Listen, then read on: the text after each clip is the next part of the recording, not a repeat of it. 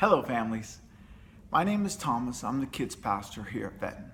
And you're getting this email because your child was told that he or she may not be ready for baptism. Now, I know how you feel. I know how it feels when a parent gets rejected. I know how it feels when your kid doesn't get to go out on the field and play. These things, they are so troubling. They can even cause some sleepless nights.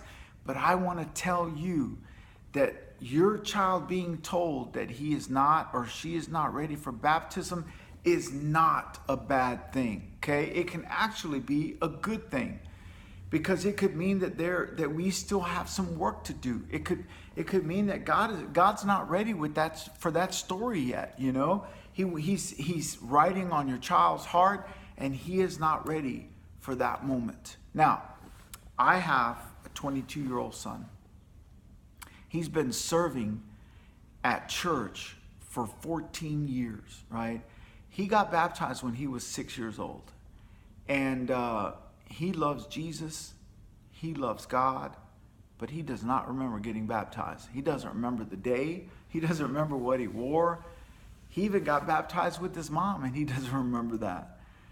And we get every year dozens of people who tell us, I want to get baptized again. Why? Well, I don't remember it. I don't remember. I was so small. I know I got baptized, but I don't remember getting baptized.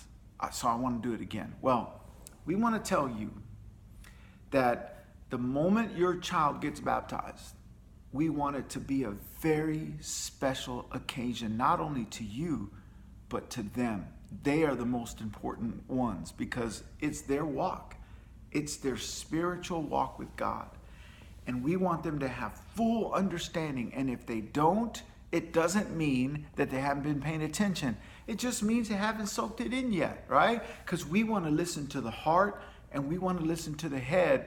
And when those things combine and that knowledge is there, then yeah, it's time to get baptized. See, when my son was 6, they did a baptism sermon, and I was working I was a kids pastor back then, but I wasn't in the room.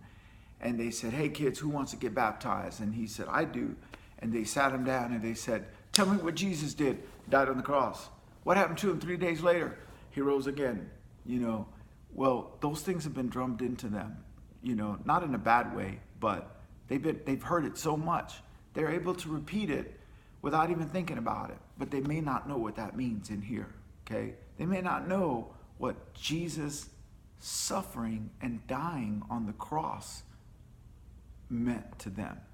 Because let's face it, a third grader, man, when you talk about Jesus forgiving the sins of a third grader, they stole the pencil, they might have tripped somebody in the playground, they might have gossiped about somebody, So they may not be ready, and that's okay. That's not a bad thing at all. It just means that we still have some work to do.